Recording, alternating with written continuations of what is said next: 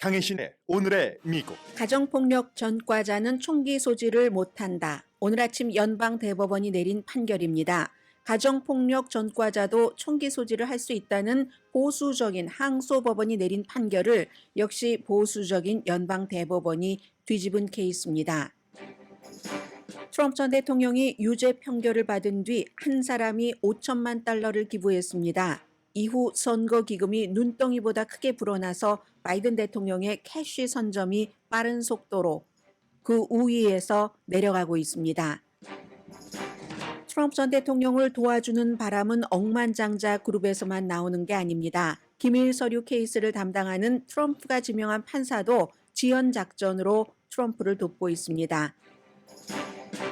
캘리포니아주에서는 유권자 승인 없이 세금 인상을 하지 못하도록 하는 안을 주민 발의안에 붙이는 게 실패했습니다. 주 대법원이 위헌이라고 판결함으로써 민주당 정치인들에게 승리가 됐습니다. 엔비디아가 마이크로소프트사에게 다시 세계에서 가장 가치 있는 기업 자리를 내줬습니다. 엔비디아 성공이 주식시장에 해를 끼친다는 보도가 나오지만 미국의 기술주가 세계 주식시장에 도움이 된다는 반대의 지적도 있습니다. 텍사스 어스틴 북쪽에 있는 작은 마을 테일러가 삼성 칩 공장이 들어서면서 르네상스를 맞고 있다는 보도가 이어집니다. 어스틴에서 멀지 않은 테일러가 세계의 지정학적 핵심 주체로 떠올랐다는 보도도 나옵니다. 인스타그램이 13살짜리 어카운트에 성적인 비디오를 연거푸 권한다고 월스트리트저널이 보도했습니다. 오늘 밤 하늘에는 딸기달, 스트로베리문, 꿀문, 허니문, 6월의 보름달이 뜹니다. 여러분 안녕하십니까? 오늘의 미국 강혜신입니다. 지금 미국에서는 가장 중요한 것이 대선이기 때문에 공화당과 민주당 각각 집에서 어디서 딱 그 상대를 놓고 다음 주 목요일에 있을 대선 후보 첫 번째 토론회를 준비를 하고 있습니다. 그래서 과거에 있었죠. 바이든 대통령과 트럼프 전 대통령 그때의 그 뉴스 클립을 많이 보여주고 있는데 당시에 이제 트럼프 전 대통령이 너무 많이 바이든 대통령이 얘기를 할 때 차고 들어가서 또 그걸 좋다고 생각하신 분들도 계시겠지만 규칙 위반입니다. 그래서 이번에는 새로운 규칙이 만들어졌고 과거에 그렇게 했었다. 내가 좀 그 당시에 그랬지 하는 것을 또 트럼프 전 대통령도 인정을 했습니다. 어제. 그래서 이제 이런 모든 것들은 목요일에 있을 그 제일 중요한 지금 테스트죠. 두 사람에게는 그 테스트를 앞두고 텔레비전에서는 포커스를 두고 보도를 하고 있습니다. 그리고 이제 오늘 아침에 불과 얼마 전입니다. 연방대법원이 가정폭력 전과가 있는 사람의 총기 소유를 금지하는 판결을 내렸는데 이 케이스가 조금 복잡하기도 하고요. 그리고 그 미닝도 약간 좀 복잡하기도 하고 하거든요. 어쨌든 가정폭력 전과가 있는 사람은 총기 소지를 못한다는 게 1994년부터 30년 된 법이었습니다. 그런데 이게 사실은 연방 대법원이 총기 소지에 대해서 굉장히 좀 자유롭게 판결을 내렸잖아요. 그렇기 때문에 한 사람이 나 가정폭력 이런 그 유죄를 받았지만 총기를 소지할 수 있어 하고 항소를 해왔다는 거, 항소를 해온 게 대법원까지 가서 아니다. 현행법을 유지해라라고 판결이 나온 겁니다. 다른 사람의 안전에 위협이 되는 사람은 총을 가져서는 안 된다. 이게 이제 연방대법원의 판결이었는데 8대1입니다. 한 사람은 나중에 말씀드리고요. 누가 여기에 반대했는지 이로써 30년 된 법을 지지하게 된 건데 케이스를 좀 말씀드리죠. 텍사스주의 30살의 제키 라힘이라는 남자가 가정폭력으로 결혼을 하진 않았지만 아이도 있는 걸프렌드입니다. 접근 금지 명령까지 받았고요. 총기 소지를 할 수가 없다 하는 판결을 받았었습니다. 원래. 그런데 이 남자가 그 아이를 낳은 그 여자친구에게 총을 쏘려고 했는데 그 총 쏘려고 했던 거 다른 사람한테 말하면 가정폭력 있다고 말하면 그럼 총을 쏘고 말 거야? 이제 이렇게도 얘기를 하고 주차장에서도 위협을 하고 다른 목격자가 있었고 목격자에게 총을 쏘려고 했었고 그것으로 끝난 게 아니라 또 다른 총기 관련 5번의 케이스 등등이 있어서 이제 경찰이 이제 집에 갔는데 총이 발견된 거죠. 권총도 있었고 해서 체포되고 기소가 됐습니다. 처음에는요. 제5 항소법원이 가장 미국에서 항소법원 가운데서 보수적인 항소법원입니다. 그냥 이 사람 총기 금지를 지지를 했어요. 이거 참 이상하다고 했죠. 저렇게 보수적인데 총기 규제에 대해선 저렇게 판결을 내렸구나 했습니다. 그런데 연방대법원이 딱 거기에 들어선 겁니다. 이 케이스가 아니라 여러분들 기억나세요? 뭐 뉴욕에서 뭐 자유롭게 무슨 뭐 주법보다도 위에 뭐 총기를 가지고 뭐 다닐 수 있다. 뭐 이런 것들이 2022년도에 연방대법원에서 아주 총기 소지에 대해서 아주 좋게 지금까지 많은 판결을 내렸기 때문에 그런 판결이 나왔습니다. 그랬더니요. 이 사람 총기 소지할 수 없어라고 판결을 했던 항소법원이 재차 판결을 내립니다. 총기 소지를 할 수 있다라고 내린 거예요. 그래서 그 케이스가 오늘까지 왔는데 오늘 이제 가장 중요하게 얘기한 것은 존 로버츠가 이제 진보 3명 전부 그리고 보수 본인까지 합쳐서 5명이죠. 1명을 빼놓으니까 대표해서 했는데 여러 가지 이 변호사 측은 총기 가져야지 된다. 이 법무부는 총기 가지면 안 된다. 이렇게 하다가 결국은 다른 사람의 위협이 된다 하는 그런 거. 그리고 특히 이제 여성의 경우는 굉장히 이제 이 총기 문제로 피해를 볼 그럴 게 5배가 높다. 등등의 복잡한 뭐 얘기들을 쓰면서 이건 총기를 가질 수 없다. 결국은 30년 전의 법을 가정폭력 전과자는 총기 소지를 할 수 없다는 것을 유지하는 판결을 내린 겁니다. 한 사람이 누구냐면 클래런스 토마스 연방 대법관입니다. 가정폭력이라는 것이 이 총기 소지를 할 수 없는 정도의 중범이 아니다. 그러므로 이 사람은 총기 소지를 할 수 있어야지 된다는 얘기거든요. 법의 해석의 문제인 거예요. 그러면 똑같은 케이스를 두고 8명은 안 된다라고 해석을 했고 나머지 1명은 뭐 총기 소지를 해도 된다라고 해석을 한 거죠. 그리고 또 하나는 연방 대법원이 지금까지 뭐 앞서 잠깐 뉴욕 케이스를 말씀을 드렸습니다마는 총기에 대해서 굉장히 그 총기 소지를 보장하는 그런 쪽으로 판결을 내렸는데 이번에는 가정폭력에 대해서는 이렇게 가정폭력 전과자는 뭐 접근 금지 명령도 받았고요. 총기를 소지할 수 없다 하는 판결이 나와서 그래서 이제 이게 좀 미국에서는 연방 대법원이 이럴 수도 있네. 이렇게 생각할 수 있는 판결이 나왔습니다. 그리고 이제 선거를 조금 말씀을 드려야지 될 텐데요. 선거에는 표도 필요하지만 돈도 필요합니다. 물론 대통령 선거처럼 큰 선거는 돈만 갖고 치를 수는 없습니다. 그런데 그동안 여러분들께 많이 전해드렸어요. 바이든 대통령이 트럼프 전 대통령에 비해서 선거, 캐시 이 파워가 굉장하다 했는데 지난달에 이어서 5월 달에도 바이든이 캐시 모금에서 트럼프에게 졌습니다.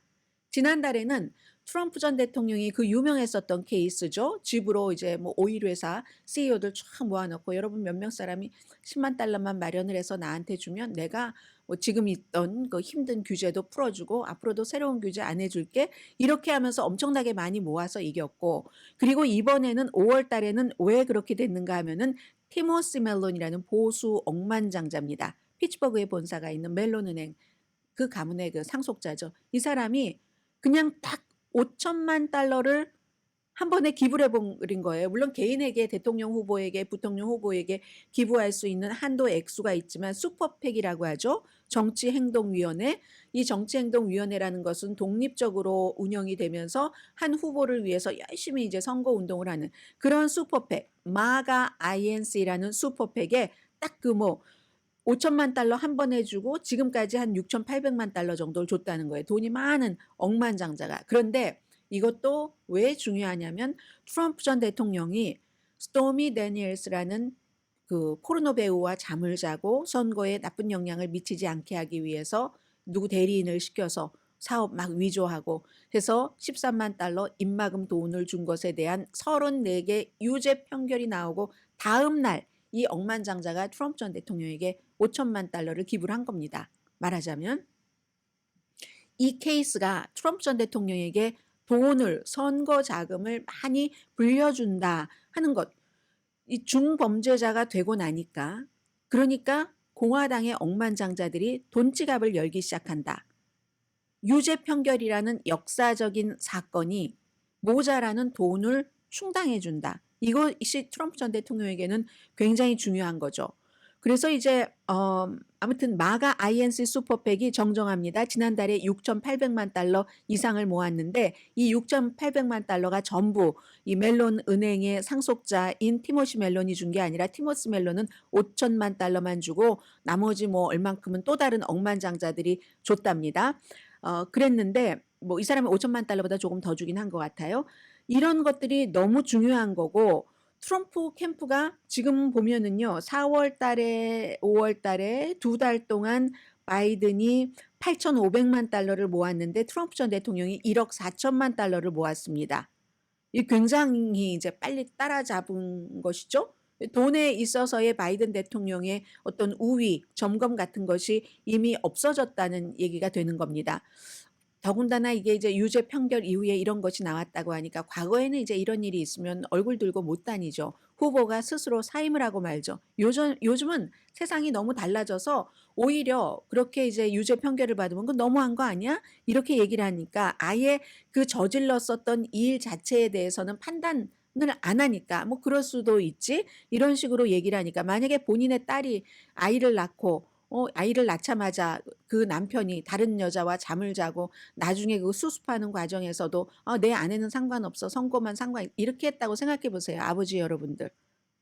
이 점에 대해서 트럼프 전 대통령에게 너무했다고 생각을 하는 아버지 여러분들. 그런 겁니다. 지금 이미 도덕이나 윤리나 이런 건 상관없는 세상이 됐고 상관없는 것을 당연하게 받아들이는 사람들이 많다는 것도 미국에 좋은 건 아니죠. 굉장한 도덕과 윤리가 무너지면 그 다음에는 와장창 무너지는 것은 순간적입니다. 지금 이게 굉장히 중요한 거고요. 트럼프 전 대통령에게 하룻밤에 유죄 판결 받자마자 다음날 5천만 달러를 기부했다는 사람이 누구냐면은 티모시 멜론이 와이오밍주에 살면서 뭐 언론에 신문에 뭐 얼굴도 잘 나오지 않습니다. 뭐 아마추어 조종사 트럼프 전 대통령 큰형과 비슷하네요. 큰형이 그랬었잖아요. 그리고 운송 관련 회사들에 투자를 하고 자산은 뭐 포브스가 추산한 것을 보니까 한 141억 달러 정도 된다고 하거든요. 그럼 민주당은 어떻게 해야지 되는가? 민주당은요. 억만장자 마이클 블룸버그가 2천만 달러를 저 사람은 5천만 달러잖아요. 2천만 달러를 바이든 해리스 캠프에게 줬다. 해서 지금으로서는 이제 트럼프 전 대통령이 이 캐시에 있어서의 우위는 이미 끝난 것 같고 그 다음엔 어떻게 될지 모르겠어요. 그리고는 이제 그 재판 판사들도 뭐 여러 또 트럼프 전 대통령을 지지하는 이런 부분들은 좀 뒤에 오늘 미국 주요 뉴스 뭐 일면 탑 뉴스도 있으니까 그때 전해드리기로 하고 그러나 한 가지는 이제 당의 결속 같은 것도 굉장히 중요하잖아요. 공화당에서 대체적으로 굉장히 트럼프 전 대통령을 향해서 뭉쳐 있는 것은 사실이지만 레리 호건 같은 공화당에서 중도적인 성향을 가진 사람 또 중도적인 성향을 가진 레리 호건이 그러면 레리 호건과 레리 호건을 지지하는 중도적인 그 공화당의 유권자도 뭐 그런 마음을 갖고 있을 것이다라고 추정해 볼 수 있는데 레리 호건은 트럼프 전 대통령이 본인을 공식적으로 지지한다고 했잖아요. 거기에 대해서 나는 트럼프의 지지를 받기를 원치 않는다라고 얘기합니다. 뭐 한국의 사위라는 관심도 없다라고 얘기를 하고 트럼프는 왜 레리 호건을 지지하는가? 레리 호건이 트럼프 전 대통령이 유죄 판결을 받아도 공화당은 그걸 아주 침착하게 받아들여야지 된다. 이렇게 얘기하면서 트럼프의 며느리인 라라 트럼프 공화당의 전국위원회 공동의장은 레리 트럼프 메릴랜드주 상원 선거 나가는 거 이제 끝이야 라고 얘기를 했는데 트럼프는 아니야 난 그 사람이 되는 걸 보고 싶어 될 가능성이 상당히 높아라고 얘기했는가? 메릴랜드주가 지난 30년 동안 상원 공화당을 내지 못했습니다. 그리고 레리 호건은 공화당이면서도 메릴랜드에서 아주 인기 있는 주지사를 하다가 임기 제한에 의해서 더는 주지사를 하지 못하고 이번에 상원으로 나가는 겁니다. 공화당이 상원에서 다수당이 되면 트럼프 전 대통령이 본인이 대통령이 됐다고 할 때 굉장히 일하기가 편해지죠. 그래서 트럼프는 이제 그런 일을 하는 것이고 그리고 어제는 제가 여러분들께 바이든 대통령이 지난 10월 이후에 처음 이런 여론조사가 나왔고 팍스의 여론조사 결과인데 트럼프보다 전국적인 지지율에서 2%포인트 앞서가더라 하고 보도를 해드렸어요. 그리고 방송이 끝난 뒤에 보니까 박스뿐만이 아닌 다른 여러 매체에서 여론조사를 해서 아직도 격전지에서, 박스는 전체적인 여론이었거든요. 아직도 격전지에서 6군데 격전지에서 모두 트럼프 전 대통령이 앞서가고 있다. 이런 여론조사도 나왔습니다. 지금 아직 많이 남았기 때문에 여론조사 결과가 절대적이다라고 할 수는 없지만 추세를 보는 거고요. 팍스는 항상 거듭 말씀드리지만 여론조사에서는 트럼프에게 별로 유리한 여론조사가 나오지는 않습니다. 그러나 그렇다 하더라도 팍스에서조차도 바이든이 이긴 게 처음이라는 것이 중요하고, 전국적인 여론조사지만 민심이라는 게 전체적으로 격전지에도 뭐 비슷할 수도 있어 하고 알아볼 수 있다는 의미에서 굉장히 중요하고요. 또 다른 것은 이렇게 트럼프 전 대통령이 돈이 많이 모이고 한다 할지라도 결정적으로는 유권자에 달려 있는 거잖아요. 많은 판사들도 도와주고 한다 할지라도. 그런데 그 유권자들은 트럼프 전 대통령을 좀 어느 정도 알죠. 알기는 알지만 잘 모르면서 트럼프를 싫어했던 사람은 트럼프에 돈이 많이 밀려오니까 그 돈으로, 지금까지는 돈이 없어서 각계격파하듯이 어떤 특정층을 겨냥을 해서 트럼프가 이런 면이 좋아 하는 것을 선전을 못했거든요. 그런 것을 트럼프 전 대통령이 할 수 있어졌다는 것. 모든 결정적인 최종적인 순간은 이제 그 유권자가 내리게 되지만 유권자를 비집고 들어갈 만한 총알이 생겼다는 것. 이 돈이라는 것. 이 돈이 언제까지 지속될지 모르죠. 왜냐하면은 이게 억만장자들이 팍팍 주는 돈이 트럼프 전 대통령에게 많기 때문에, 예를 들어 석탄 회사, 오일 회사 CEO, 아니면 이렇게 뱅킹 시스템의 CEO 같은 뭐 투자가 같은 사람들이 주기 때문에 한 사람이 한 번 뭐 몇 천만 달러, 뭐 5천만 달러를 줄 수 있는 사람은 많지 않잖아요. 그렇게 주는 것보다는 꾸준히 지금부터 계속 이제 작은 돈이 모여지는 것도 굉장히 중요하거든요. 그렇게 돈이 모여지는 것, 그리고 그 돈으로 유권자를 어떻게 공략하느냐. 마지막에는 유권자의 한 표다. 그러나 지금 트럼프 전 대통령의 돈이라는 부분에서의 상황은 상당히 한 몇 주일 전보다 좋아졌다고 말씀드립니다.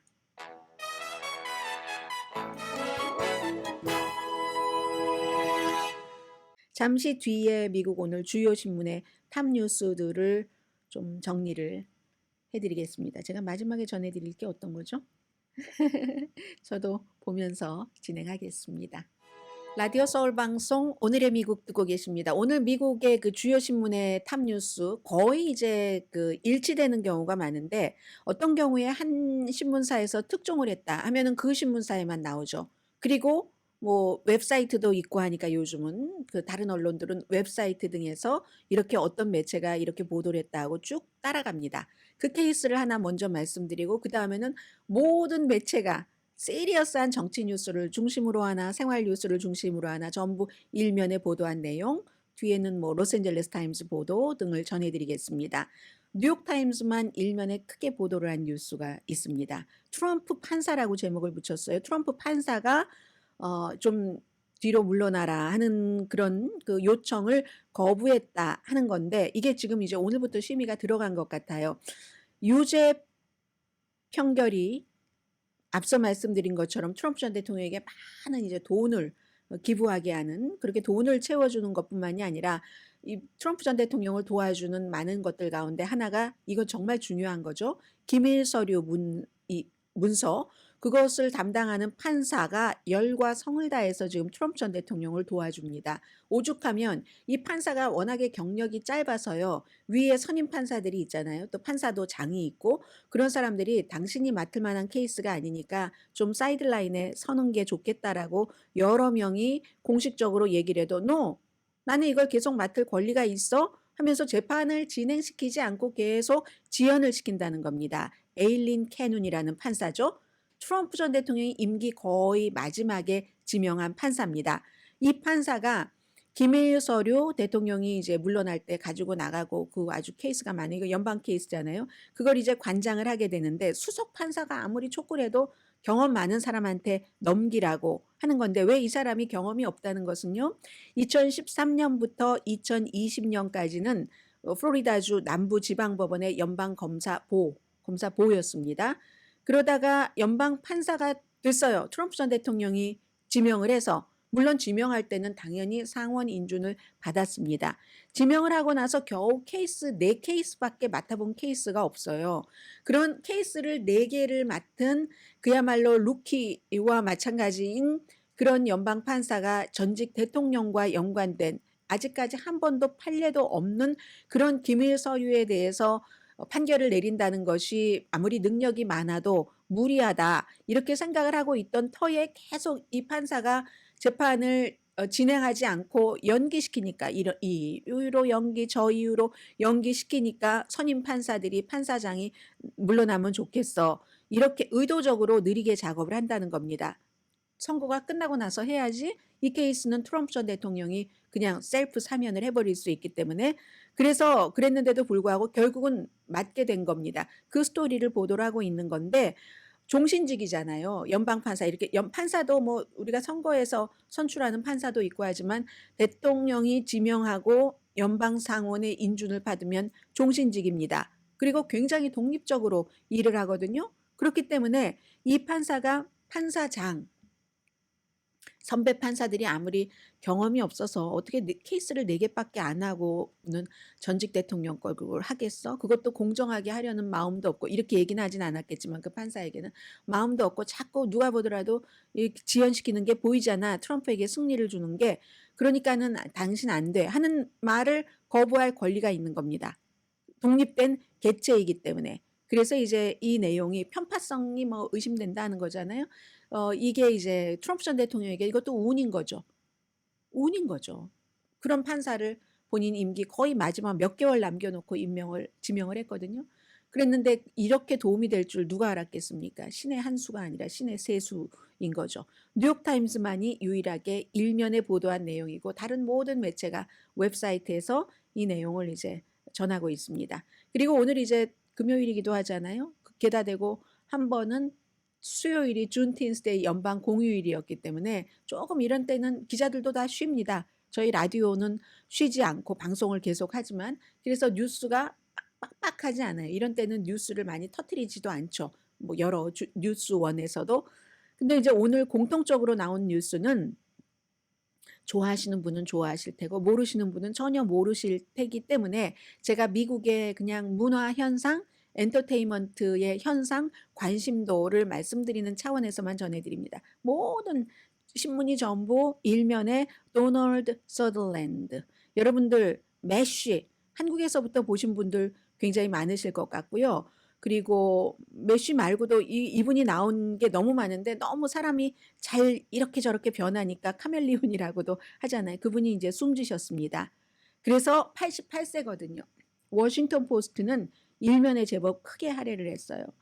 완전히 변신을 너무나 잘하는 충실한 영화인 이렇게 얘기를 했습니다. 150 플러스 롤 150개 이상의 연기를 맡았는데 아마 매쉬로 관심 있으신 분들이 굉장히 많으실 것 같고요. 뉴욕타임스도 영화 배우의 카멜레온이다. 카멜레온 거의 이게 변신을 잘한다 하는 스윗한 사람이 어떻게 스케리해요. 갑자기 막 무서워지고 그런 그 뭐 Eye of the Needle이라는 것들도 있고 뭐 오디너리 피플도 있었어요. 오디너리 피플도 있고 너무 많죠. 아무튼 그리고 LA 타임스도 역시 이 영화인에 대해서 빠질 수가 없잖아요. 일면에 정말 우뚝 솟은 존재. 좀 특별한 표현이죠. 타워링. 우뚝 솟은 그런 이제 프리신스. 우뚝 솟은 존재다. 그렇게 헝거 게임즈. 요즘은 가장 잘 알고 계시는 것으로는 헝거 게임스죠. 헐리우드에 그야말로 완전히 60년 이상을 대단했었던 사람 숨졌다. 그리고 저는 이게 제일 마음에 듭니다. 뉴욕 데일리가 또 이런 건 잘해요. 그가 한 일을 사랑했다. 사랑했으니까 잘하는 거죠. 매쉬, 헝거 게임즈의 스타, 88세로 숨진 바로 이 영화 배우 도널드 서덜랜드를 미국의 모든 이제 신문들이 전부 거의 일면에 실었습니다. 이게 있고요. 로스앤젤레스 타임스 다른 이슈를 보면은 오늘 보니까 저희 라디오 서울에서는 어제 오후부터 뭐 이은 기자가 기사를 쓴 것 같은데 캘리포니아주에서 이거 관심이 있으셨던 분들 엄청 많으시잖아요. 스몰 비즈니스 하시는 분들도 그렇고 납세자들도 그렇고 11월 달에 이런 걸 주민 발의안에 붙이려고 했었잖아요. 근데 거의 지금 마감이 되는 이런 마무리 작업을 해야지 되는 때에 캘리포니아 주의 대법원이 이걸 위헌이다라고 판결을 해버렸습니다. 유권자의 승인 없이 세금 인상을 하지 못하도록 하는 주민 발의안 마련이 실패된 겁니다. 위헌이다라고 얘기했는데 그럼 위헌이라는 이유를 좀 들어보겠습니다. 왜 주 대법원은 헌법에 위배된다는 거거든요. 이 헌법에 위배되기 때문에 투표에 붙일 수가 없다는 건데 지금 투표에 붙여서 유권자가 허락하지 않으면 절대로 미래에 지금까지 올린 건 어쩔 수 없고 미래에 세금 인상은 할 수가 없어. 이건 정부 계획의 근본을 바꾸는 거다. 정부 운영은 정부가 하는 것이기 때문에 그리고 그 정부는 정부에서 일하는 사람들은 주민이 뽑잖아요. 뽑고 맡기는 거잖아요. 그런데 엉켜버린다. 정부 계획의 기본을 바꿀 것이기 때문에 이러한 정도는 주의 헌법 개정을 통해서만 수정될 수 있는 거다. 주민 발의안으로 할 수 있는 일이 아니다라고 판결을 내렸습니다. 사실은 주 대법원이 이런 것을 판결하는 일은 참 드물죠. 다른 어떤 큰 케이스, 뭐 예를 들어 오늘 아침 연방 대법원이 판결을 했습니다만 주에서의 총기 소지법이 어떤가 이런 판결은 내리지만 주민들이 주민 발의안으로 이걸 낼 수 있느냐 없느냐 같은 것을 연방 주의 그 대법원이 판결한다는 것은 참 없는 일이죠. 한마디로 지금 민주당 리더들에게는 승리인 겁니다. 당장 이제 뭐죠? 누구죠? 이 그 게빈 뉴섬 주지사가 뭐 잘했군 잘했어 박수를 치고 있고요. 주 리더들로서는 권위에 도전한다라고 생각을 할 수 있겠죠. 어쨌든 주민들이 뭐 세금을 너무 많이 올리면 안 돼. 이건 이래서 안 돼. 저래서 안 돼. 일일이 생각들이 있겠지만 비즈니스 그룹과 납세자 그룹의 그런 주장 같은 것은 충분히 이해를 하지만 납세자와 그 비즈니스 리더들이 비즈니스 오너들이 하고 있는 생각은 작은 부분이잖아요.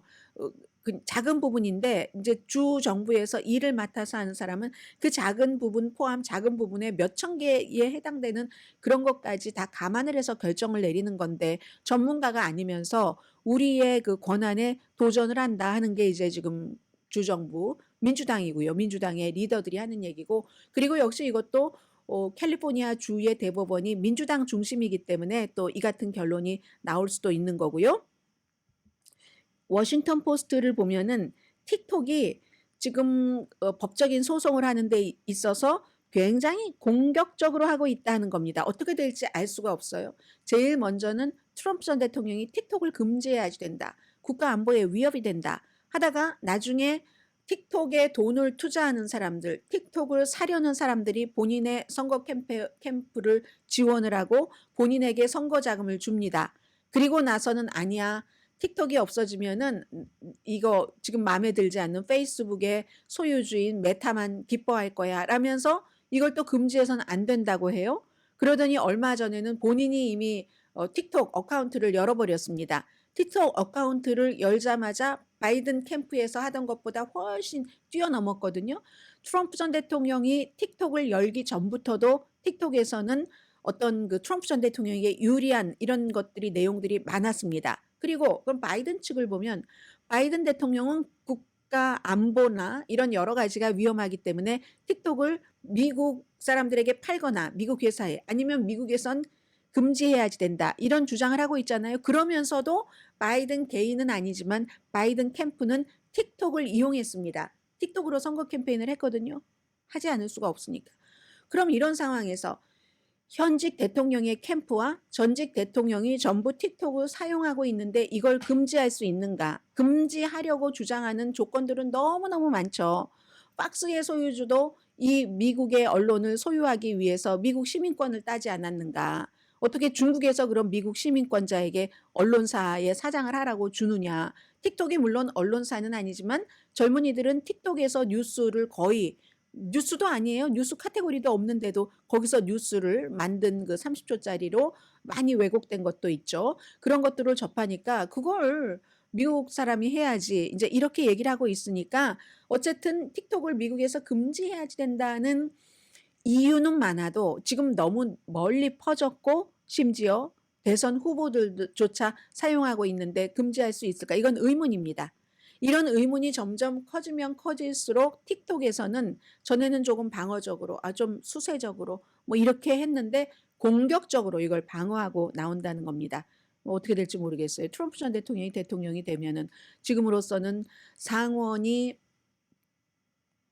공화당이 다수당이 될 수 있는 확률이 높게 보니까 의석 차이가 워낙에 안 나니까 여기서 뭐 메릴랜드의 레리 호건 좀 어렵긴 하지만 될 수도 있고요. 네바다도 가능성이 있고 오하이오도 그렇고 그렇기 때문에 그렇게 되는 경우는 트럼프 전 대통령 상원, 하원은 어쩌면은 민주당이 될지도 모르고 공화당이 지킬지도 모르고 뭐 트럼프 상원, 하원이 전부 트럼프 공화당이 장악할 수 있는 그런 시나리오도 지금으로선 있기 때문에 틱톡도 봐야지 한다. 이렇게 말씀을 드리고요. 여기까지 말씀드리려고 했는데 이 다음 건 뒤에 말씀드리죠. 오늘 월스트리트저널이 인스타그램이 영티인들에게 섹슈얼 비디오를 너무 많이 보여준다. 뭐 몇 개월 동안 테스트를 해봤대요. 그랬더니 그렇더라 하는 거거든요. 그건 잠시 뒤에 말씀을 드리겠고요. 제가 이거 또 뒤에 말씀드릴 내용 가운데 이건 왜 관심이 있었냐면 은퇴를 하시는 분들이 어디로 가야지 되는가를 많이 생각을 하는데 너무 한국 사람 없는 데 가기도 그렇고 그리고 요즘은 너무 미국이 정치가 극단화가 됐기 때문에 너무 막 백인들 위주의 가면은 그런 도시에 가면은 말년이 힘들지 않을까 이렇게 걱정하시는 분들이 계시잖아요. 텍사스? 아유 덥고 말이야. 이미 거기도 다 비싸졌대 하는데 텍사스에 덜 비싸고 한국 사람들도 있고 괜찮고 한다는 이래서 요즘 그런 면에서도 생각해 볼 수 있는 곳이다라는 생각이 저로선 들었거든요. 잠시 뒤에 전해드립니다.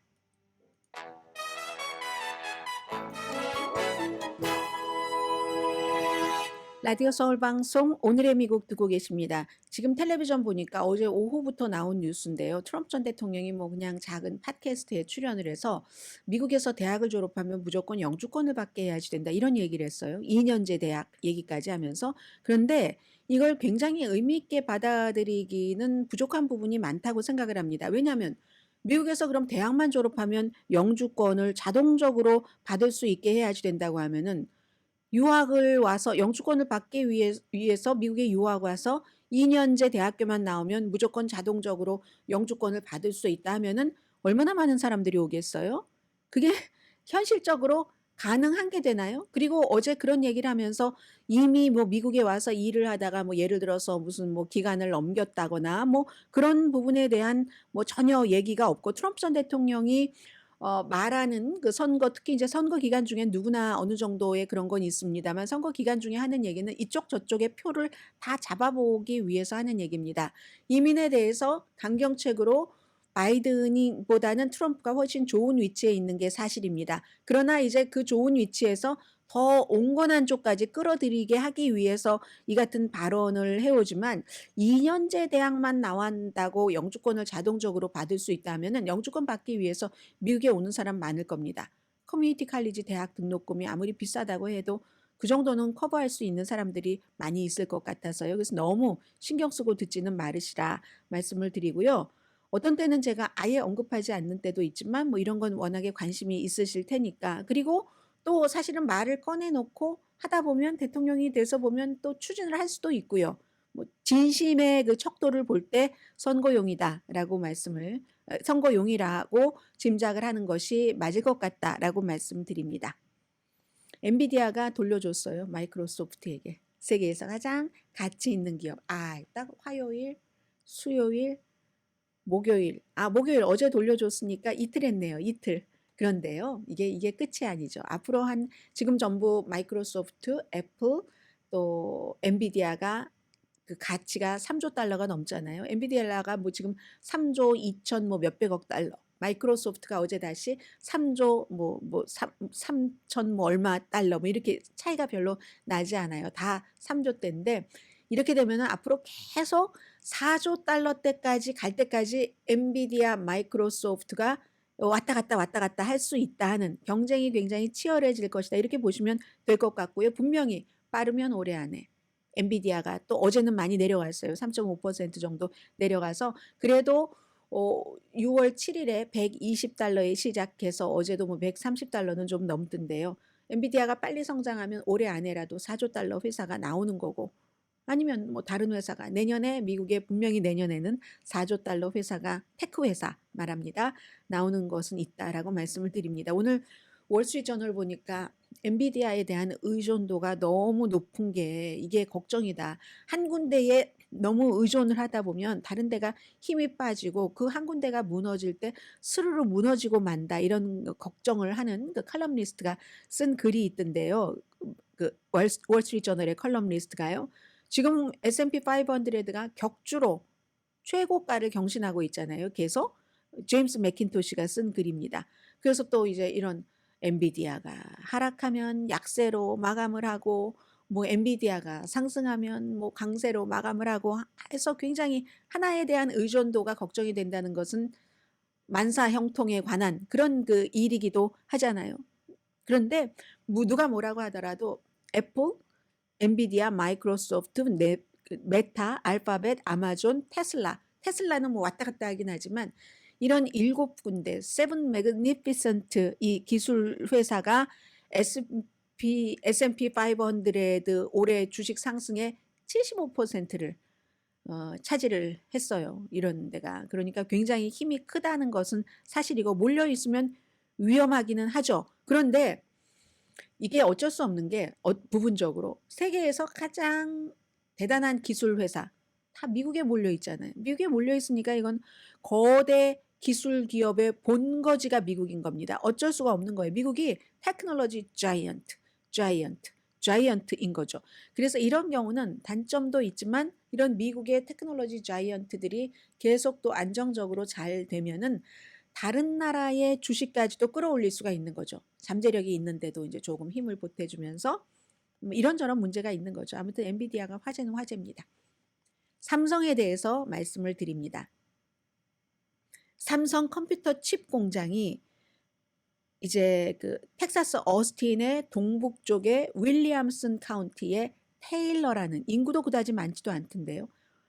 그런 그 테일러, 그 악시오스 보니까 프리티한 마을이라고 썼던데, 프리티한 예쁜 테일러 마을에 지금 공장 거의 지어진 것 같아요. 170억 달러 규모의 삼성 컴퓨터 칩 공장이 이제 오픈할 때가 다가오면서 이 테일러라는 곳이 세계 지정학적의 핵심 주체가 되고 있다고 보도를 합니다. 4월 달에 이게 바이든 행정부가 64억 달러를 보조금을 줬잖아요. 뭐 삼성 좋자고요? 아니요. 삼성도 좋았지만 미국이 직접 미국 안에서 칩 생산을 해야지 되겠다, 이런 걸 결심을 했기 때문에 그렇죠. 그래서 아마 2만 개 정도의 일자리가 만들어질 것이다, 이렇게 기대를 하고 있다는데, 삼성은요 연방정부에서만 돈 지원을 받는 게 아닙니다. 지금 테일러시, 또 테일러시가 속한 윌리엄슨 카운티, 텍사스 주로부터도 인센티브를 많이 받고 있죠. 이 테일러라는 곳이 아무래도 한국 분들이 좀 들어가겠죠. 이미 막 가서 자리 잡으신 분들도 계실 테고요. 150년 전, 혹시 테일러시에 살고 계시는 분들 계세요? 150년쯤 전에 체코와 독일 이민자들이 정착을 했답니다. 이곳에서.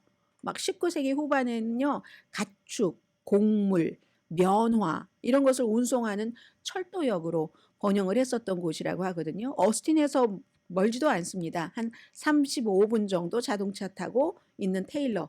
인구가 어머 이렇게 작아요? 어머나. 2023년도에 17,300명이래요. 그럼 로스앤젤레스 시가 400만 명, 로스앤젤레스 카운티가 1,000만 명인데 17,300명. 그게 2010년 이후에 14%가 증가해서 지금 인구가 17,300명 정도 된다고 하거든요. 근데 이제 테일러 주변에도, 그 어스틴 주변에도 이제 많은 그 도시들이 있잖아요. 뭐 예를 들어 그곳에 뭐 살고 계시는 분들은 잘 알고 계시겠네요. 뭐 카일이라든가 부다, 라카드, 엘긴, 베스트롭 뭐 이런 도시도 어스틴에서 점점 이제 부동산 값이 오르고 하니까 거길 떠나서 이렇게 오시는 분들이 계신데, 이제는 뭐 테일러시가 주목이 된다 하는 얘기를 하고 있죠. 2016년도에 어스틴에서 테일러로 이사를 하신 분, 어떤 거기 서점이 있는데 그 서점의 공동 소유자가 그 악시오스와 인터뷰를 하는 걸 보니까 2016년도에 이사했다고 말씀드렸죠. 그 콘도를 어스틴 그쪽에서 콘도를 팔아서 테일러로 오니까 훨씬 넓고 훨씬 싸더라. 근데 이제 여기 이렇게 일자리가 삼성의 획기적인 사건이라고 표현들을 합니다. 삼성의 획기적인 사건이 테일러 시를 다시 만들고 있다. 그래서 르네상스다라고까지 표현을 하고 있거든요. 사실은 지난 10년 동안 이 테일러라는 곳이 뭐 여러분들께 저도 보도를 해드렸습니다만은 왜 주의 어떤 그 전력 회사 이런 그 운영이 미흡해 가지고 막 갑자기 불이 나가고 겨울에 너무 춥고 뭐 거기 막 지역구 의원인 누구죠? 테드 크루스는 뭐 칸쿤 따뜻한 데 갔다가 또 들켜서 공항에서 가족들은 두고 혼자 또 다시 텍사스로 돌아오고 이런 것으로 알려졌다든가 아니면 무슨 그 미국 시민이 아닌 사람들이 이제 신분 결정을 기다리면서 뭐 망명 신청을 했다던가 그런 사람들을 구금하는 그런 뭐 구금소 그러니까 뭐 울타리도 있고 경비도 철저하겠죠. 그런 시설이 있는 곳으로 알려졌었는데 그런데 이제는 그 삼성이 딱 들어감으로 인해서 여긴 새로운 1200에이커라고 하네요. 1200에이커의 삼성 부지가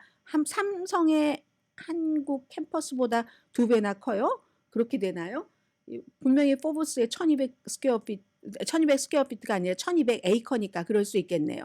그래서 이제 그 짓는데도 보니까요. 진동이 없어야지 내가 예민한 칩을 생산하니까 그래서 바닥에 진동 없애기 위해서 뭐 110피트 깊이의 기둥 그 기둥 위에 졌다고 하거든요. 한 2만 개를 기둥을 받고 그리고 어스틴에도 뭔가 있잖아요. 근데 어스틴에 있는 것에 보조 시설도 여기다가 마치고 아무튼 그렇다는 얘기입니다. 아무튼 그래서 이제 삼성이 어스틴이 아닌 테일러의 새로운 칩 공장은 우리가 어스틴이 아니라 테일러에 짓겠어 하고 2021년도에 발표를 했잖아요. 어스틴도 막 그 당시에 막 정전 있고 해서 공장 폐쇄하고 피해가 엄청 심해서 그래서 이제 테일러를 선택을 했다는 겁니다. 당시에 손해 많이 봤죠. 뭐 2억 7천만 달러 정도는 손해 봤다고 하던데요. 아무튼 테일러사 삼성이 테일러를 선택해 줌으로 인해서 이제는 어스틴이 반도체 허브로서 누려왔던 그 번영이 끝나는 게 아니라 그 번영이 텍사스의 인구가 17,000명밖에 안 되는 작은 마을, 작은 테일러 시로까지 확대된다 하는 내용입니다.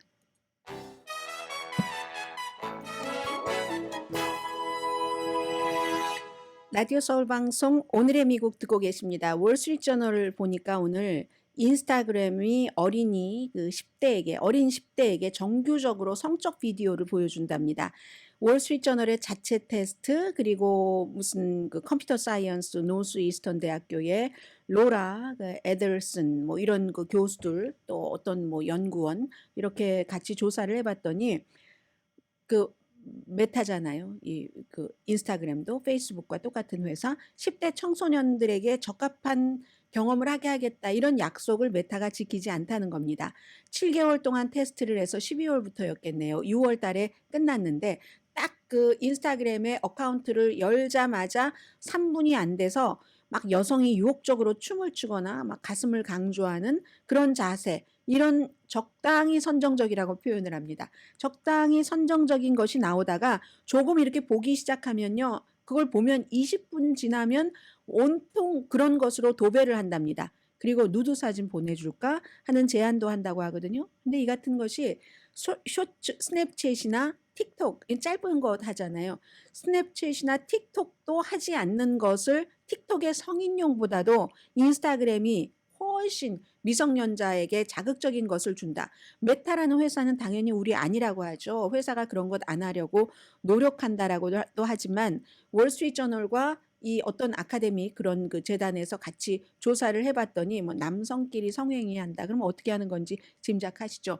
그런 동영상도 너무 많이 보여주고 완전히 한마디로 하고 싶은 얘기가 이거였습니다. 알고리즘이 선정적인 컨텐츠는 사용자가 특별하게 팔로우하기로 선택하지 않으면은 모든 연령에게 권해서는 안 된다는 겁니다. 어떻게 딱 오픈하자마자 뭐가 나와서 한번 눌렀더니 그다음에는 쫙 그런 것으로 도배를 한다. 메타가 예를 들어 규정이 있어도 이건 안 지키는 거다. 뭐 예를 들어서 괴롭힘이라든가 폭력이라든가 뭐 과다한 노출 이런 걸 넘어서 13살 된 그런 아이들에게 완전히 그 성인이 보는 성인물을 가져다 보여다 준다는 겁니다. 어제 가장 긴 낮이 지나고 저도 집에 가는데 아주 밝던데 엄마하고 전화하는데 아직도 밝다? 얘야 하던데 오늘 하늘을 올려다보면 여러분 스트로베리 문을 보실 겁니다. 이 시점에서 하지가 지나고 이 시점에서 스트로베리 문 좀 붉은색이죠? 원래 원주민이 그 알곤퀸족이 딸기를 수확할 철이다 해서 붙인 이름이고요. 유럽에선 보통 허니문 문 뭐 이렇게 많이 얘기를 하죠. 뭐 로즈문이라고 부른다거나 달콤한 스트로베리 문과 함께 하시고요. 강혜신이었습니다.